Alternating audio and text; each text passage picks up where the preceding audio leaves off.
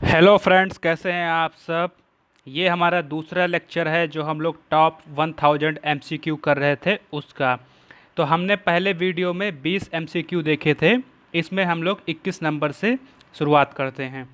तो 21वां क्वेश्चन है, इन व्यक्तियों में से कौन कैबिनेट मिशन का सदस्य नहीं था। ऑप्शन है इस प्रकार हैं: William Wood, Pethick Lawrence, Stafford Cripps और एबी अलेक्जेंडर। देखिए, जो ये स्टेफर्ड क्रिप्स थे, ये बोर्ड ऑफ ट्रेड के अध्यक्ष थे। तो ये तो हो गए बोर्ड ऑफ ट्रेड के अध्यक्ष। और पैथिक लॉरेंस थे भारत सचिव, तो ये हो गए भारत सचिव। और एबी अलेक्जेंडर जो थे, ये थे नौसेना मंत्री, तो ये नौसेना मंत्री थे। और ये तीनों ही कैबिनेट मिशन के सदस्य थे। तो इस तरीके से इसका आंसर होगा विलियम वुड। विलियम वुड इसके सदस्य नहीं थे। ठीक है। और ये जो कैबिनेट मिशन था, ये मार्च 1946 में, तो मार्च 1946 में ये भारत आया था। तो इसका आंसर है विलियम वुड। अगला क्वेश्चन देखते हैं। भारतीय संविधान सभा का गठन किया था भारत सरकार अधिनियम 1935 के अंतर्गत, क्रिप्स योजना 1942 के अंतर्गत, कैबिनेट मिशन 1946 के अंतर्गत और भारतीय स्वतंत्रता अधिनियम 1947 के अंतर्गत। तो इसमें पूछा गया है कि संविधान सभा का गठन किसके माध्यम से हुआ था। तो इसका मैंने आपको पहले ही बताया है, एक वीडियो लेक्चर आप देखेंगे मेरा, संविधान सभा का निर्माण, लक्ष्मीकांत का मैंने चैप्टर पढ़ाया। तो उसमें मैंने बताया है कि इसका जो गठन था वो कैबिनेट मिशन योजना के अंतर्गत हुआ था। ठीक है। तो इसका आंसर होगा सी। किस आधार पे हुआ था इसका गठन? तो हुआ था प्रतिनिधिक निर्वाचन जो था उसके आधार पर, अर्थात जो अनुपातिक प्रतिनिधित्व प्रणाली है उसके एकल संक्रमणीय मत के द्वारा। इसमें देशी रियासत के प्रतिनिधि उसके राजाओं के द्वारा निर्वाचित किए गए थे, और आपके जो प्रांतीय विधानसभा थी उनके सदस्य जो हैं वो प्रांतीय सदस्यों को इसमें चुने थे। तो जो प्रांत से सदस्य गए थे संविधान सभा में, वो प्रांतीय विधानसभाओं के सदस्यों के द्वारा चुनकर गए थे। और जनसंख्या क्या थी? तो 10 लाख पर एक प्रतिनिधि को चुन के भेजा गया था। तो डायरेक्ट इलेक्शन नहीं था, ये याद रखिएगा। इनका जो निर्वाचन हुआ था इन सदस्यों का संविधान सभा के, वो अप्रत्यक्ष रूप से हुआ था। तो इसका आंसर होगा सी, कैबिनेट मिशन योजना 1946 के अंतर्गत।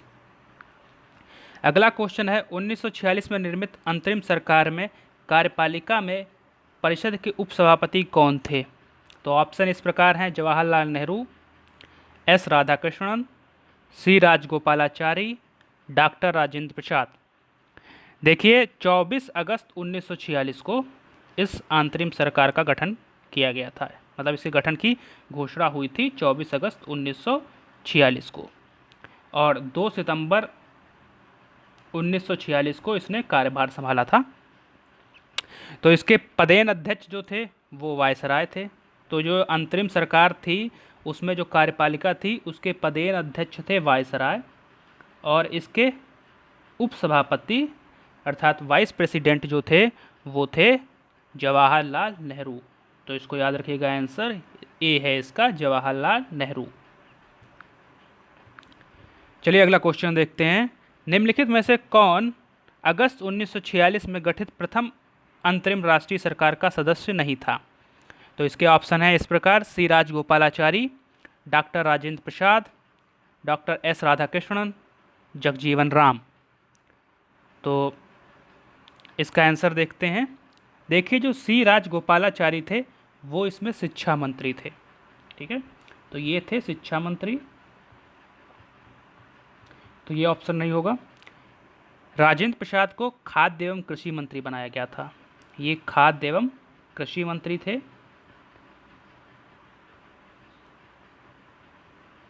एस राधाकृष्णन जो थे वो इसमें शामिल नहीं थे, ये अंतरिम सरकार में शामिल नहीं थे। और जगजीवन राम को बनाया गया था श्रम मंत्री। ठीक है, तो सी राजगोपालाचारी थे शिक्षा मंत्री, राजेंद्र प्रसाद थे खाद्य एवं कृषि मंत्री, और जगजीवन राम थे श्रम मंत्री। डॉक्टर एस राधाकृष्णन इसमें शामिल नहीं थे। तो इसका आंसर होगा सी।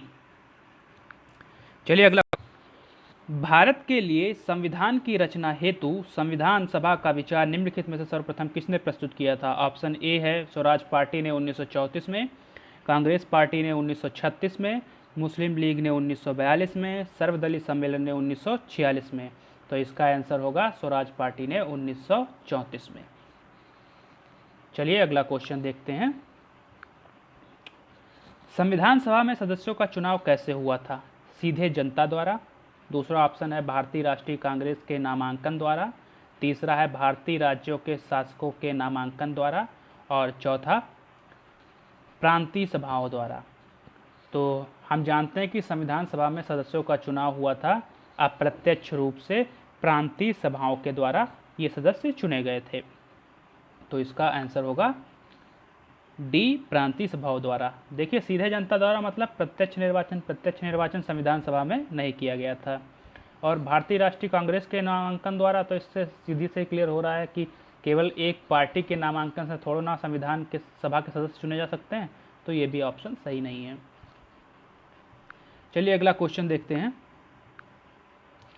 संविधान सभा के चुने हुए स्थायी अध्यक्ष कौन थे?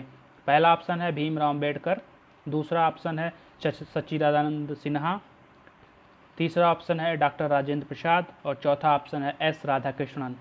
तो भीमराव अम्बेडकर जो थे ये प्रारूप समिति के अध्यक्ष थे। सच्चिदानंद सिन्हा ये प्रथम अस्थायी अध्यक्ष थे। तो अस्थायी अध्यक्ष पूछा जाए तब सच्चिदानंद सिन्हा हो जाएंगे। राजेंद्र प्रसाद ये जो थे ये संविधान सभा के चुने हुए स्थायी अध्यक्ष थे। तो इसका आंसर होगा सी।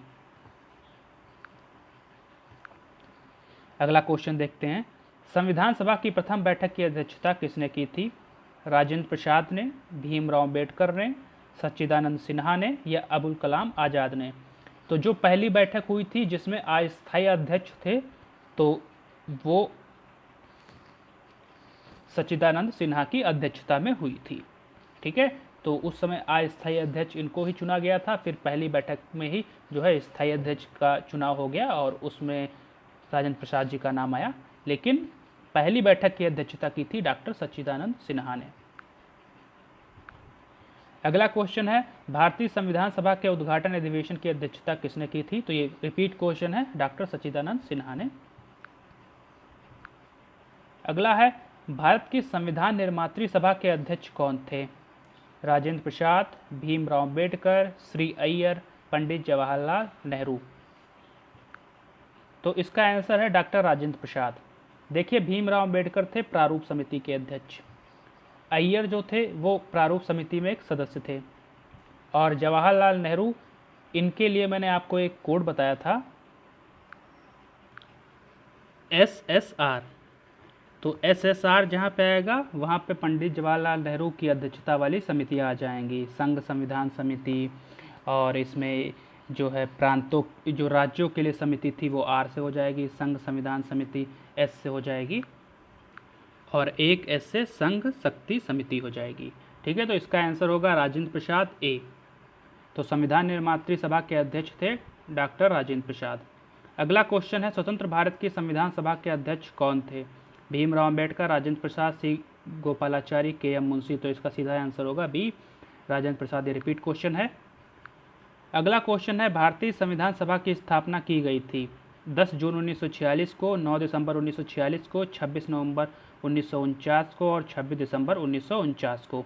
तो देखिए 26 नवंबर 1949 को संविधान को अंगीकृत किया गया था, और 26 जनवरी 1950 को संविधान को लागू किया गया था, और जो 9 दिसंबर 1946 है उसको भारतीय संविधान सभा की स्थापना की गई थी। तो इसका आंसर होगा बी। अगला क्वेश्चन है संविधान सभा का गठन कब हुआ था? तो फिर से रिपीट क्वेश्चन है, दिसंबर 1946 को। अगला क्वेश्चन है कि भारत के संविधान सभा का प्रथम अधिवेशन कब हुआ था? 10 जून 1946 को, 9 दिसंबर 1946 को, 19 नवंबर 1947 को, 30 जून 1949 को। तो ये भी मैं फिर से रिपीट क्वेश्चन है, फिर से इसका आंसर यही होगा 9 दिसंबर 1946। अभी दोबारा उसी तरीके से क्वेश्चन पूछा गया है कि भारतीय संविधान सभा की पहली बैठक कब हुई थी? तो इसका आपको बताने की जरूरत है नहीं, 9 दिसंबर 1946 को। उसके बाद में है भारत को एक संविधान देने का प्रस्ताव संविधान सभा द्वारा पारित किया गया था। जनवरी 22 1946 को, जनवरी 22 1947 को, फरवरी 20 1947 को, जुलाई 26 1946 को। देखिए जनवरी 22 1947 को ये प्रस्ताव पारित किया गया था।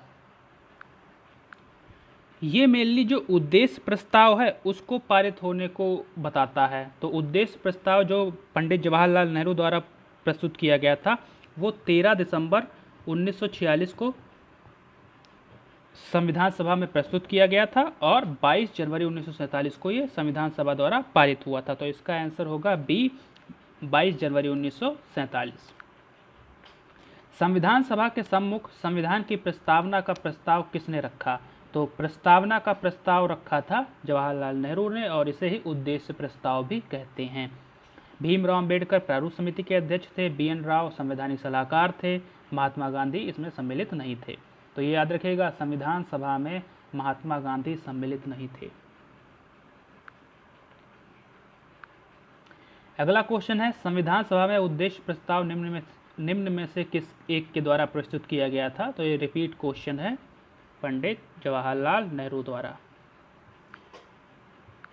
अगला क्वेश्चन है कि भारतीय संविधान को बनाने हेतु भारतीय संविधान सभा के कुल कितने अधिवेशन हुए थे? 7, 9, 12, 15। तो ये एक तरीके से फैक्चुअल क्वेश्चन है, तो इसका आंसर होगा 12।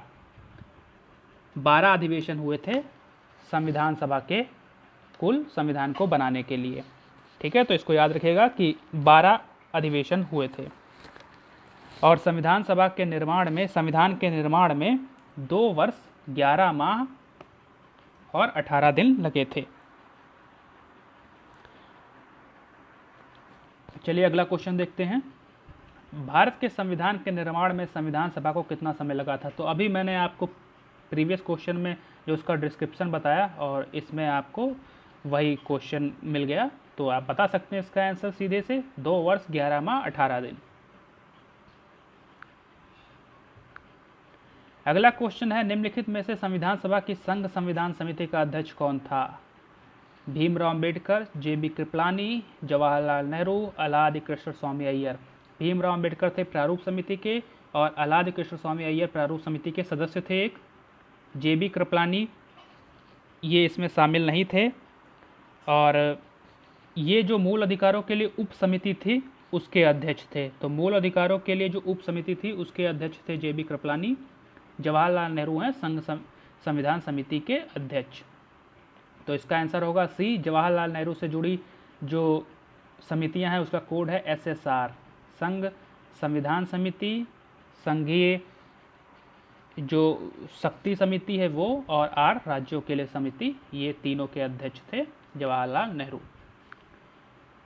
अगला क्वेश्चन देखते हैं, संविधान सभा की प्रांतीय संविधान समिति का अध्यक्ष कौन था? डॉक्टर भीमराव अंबेडकर, पंडित जवाहरलाल नेहरू, डॉक्टर राजेंद्र प्रसाद या सरदार पटेल। भीमराव अंबेडकर थे प्रारूप समिति के अध्यक्ष, पंडित जवाहरलाल नेहरू थे SSR के संघ शक्ति समिति, संघ संविधान समिति और राज्यों के लिए समिति के। प्रांतीय संविधान समिति के अध्यक्ष थे सरदार पटेल। और सरदार पटेल जो थे वो सलाहकार समिति के भी अध्यक्ष थे, जिसके अंतर्गत 2 उप समितियां बनाई गई थी, मूल अधिकार उप समिति और अल्पसंख्यक उप समिति। मूल अधिकार उप समिति के अध्यक्ष थे JB कृपलानी और अल्पसंख्यक उप समिति के अध्यक्ष थे HC मुखर्जी। राजेंद्र प्रसाद जो थे वो संचालन समिति के अध्यक्ष थे। तो इसका आंसर होगा डी, सरदार पटेल।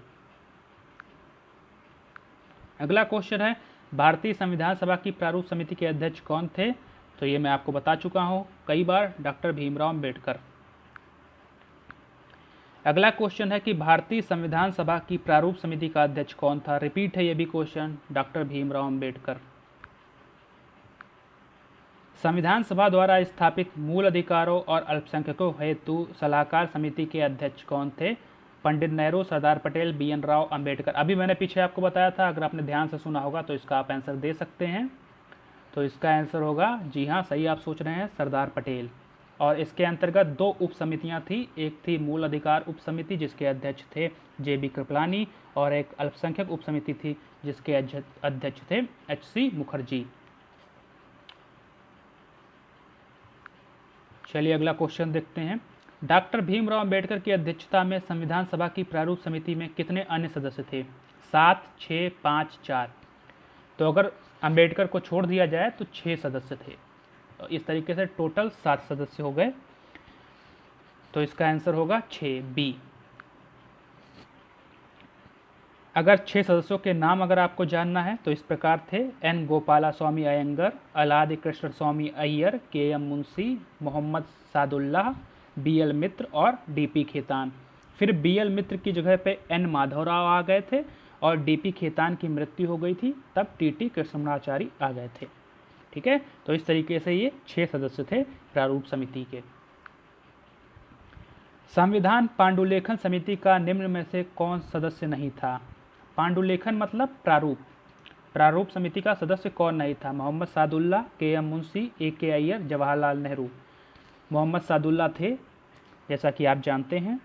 KM मुंशी भी थे, AK अय्यर भी थे। AK अय्यर मतलब अलादि कृष्ण स्वामी अय्यर। जवाहरलाल नेहरू इसके सदस्य नहीं थे। तो इसका आंसर होगा डी। अगला क्वेश्चन देखते हैं। संविधान सभा ने डॉक्टर भीमराव अंबेडकर की अध्यक्षता में प्रारूप समिति का गठन कब किया?